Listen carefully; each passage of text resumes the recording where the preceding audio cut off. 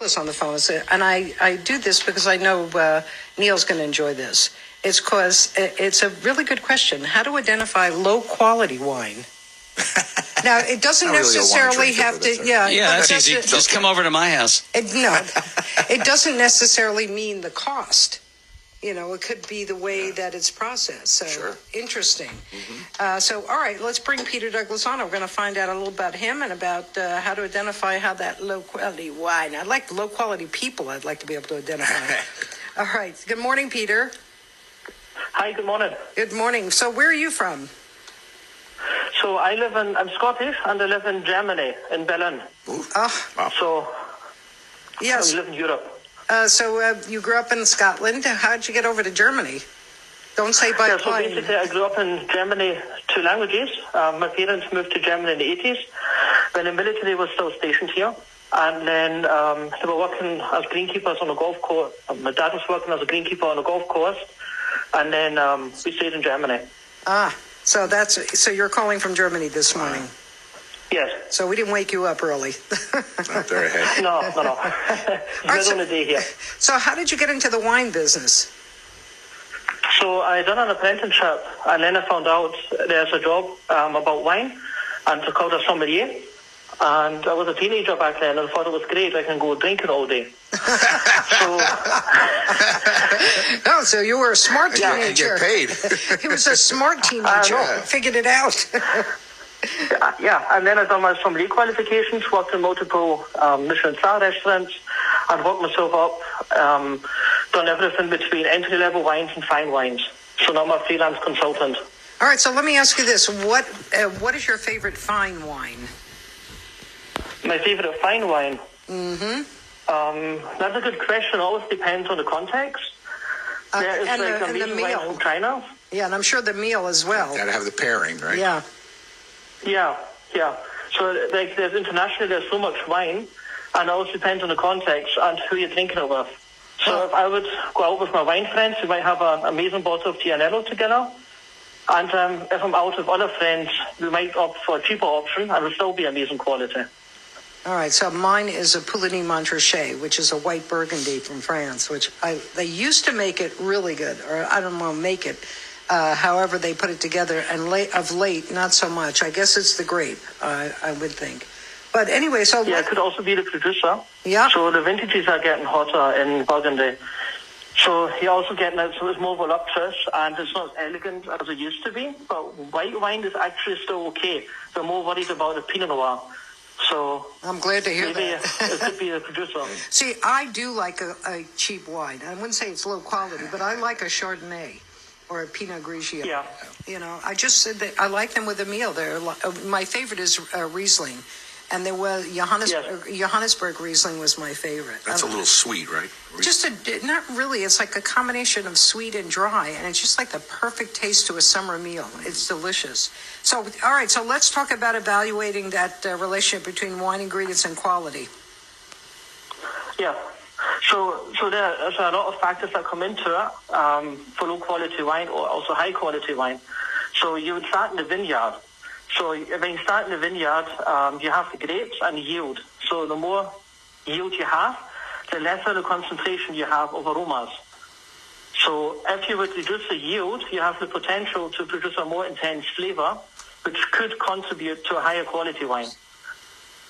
And then when the grapes are received at the winery, then you might also, the pressing will also influence how the wine tastes. So if you do a hard press, the wines will be more bitter in the back palate. It's quite noticeable when you have Pinot Grigio, especially. Yeah, there's so many different brands. It's a matter of taste, too, I'm sure. Everybody has a different taste bud. Again, like you said, it has to do with the meal that you're eating as well. It's a complicated science, wine. It really is. So the difference between low quality and low cost is quite different, I would think, because you can have a quality wine that isn't expensive. Yeah, that's true. So, but you also get it vice versa. You also get expensive wine, which is in the context of the price point considered a lower quality. And you actually get like brands like Barefoot or Gallo, which actually produce amazing Pinot Grigio. They're a little off-dry, they're lighter in alcohol, and they're quite good. Oh, interesting. I don't think I've ever had a Gallo wine. Have you, Neil? No, I've had Barefoot. Barefoot's decent and pretty good for the price. I've never heard of that one. Yeah, you'll see the label. So what brands are usually seen as being low quality? What would you say? Oh, that's I don't want to offend anyone. Well, go ahead. You're on the right show because I do it every day. I'm always offending someone. Yeah, so go ahead. What would you? I mean, listen. Everybody knows what they are. We're just sharing that with them.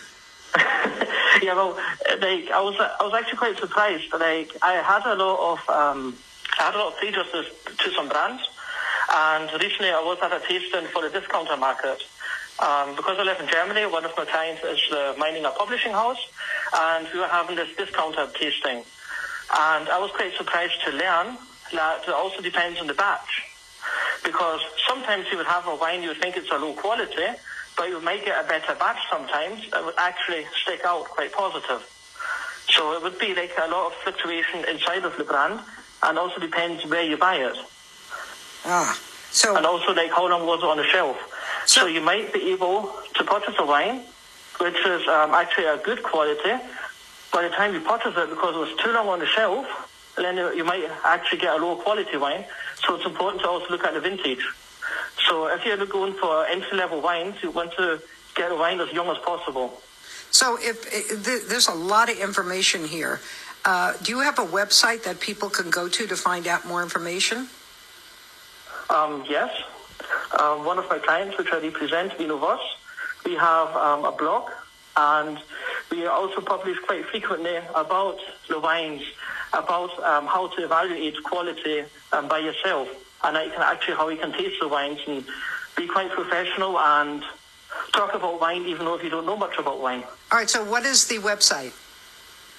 That is vinovoss.com with 2 V's. Vino Voss. Vino Voss. VINOVOSS. Correct. Okay. Well, we're going to tell people to go over there and find that out because I'm sure myself, I'm not sure, and I'm sure most people are on as well. And to find out, how do you find out? How do you identify low quality wine? Not so much what you like and don't like. It's the quality that really matters. We find that in people and in many different ways. So I want to thank you very much for coming on the air. Really appreciate it. Yes, thank you for having me. Oh, our pleasure. Take care. Have a good day. Okay, take care. Thank you. Be well. Bye-bye. Well, that was interesting. So he's a consultant? I guess so. Interesting. Yeah. You know what's funny is to hear his Scottish accent creep into the German accent. Yeah. You get a little bit of each. Yeah, it's kind of wild. It's pretty funny. Cool. Yeah. So, listen, I'm not a big, Frank and I, as people know, we really don't drink at all. And it was funny. I was listening to a Sirius show this morning on the way in, and it was Kyle Richards from Real Housewives of Beverly Hills. And she didn't have a drinking problem, but she's gone through, a real hard time in her life. She's been married since she's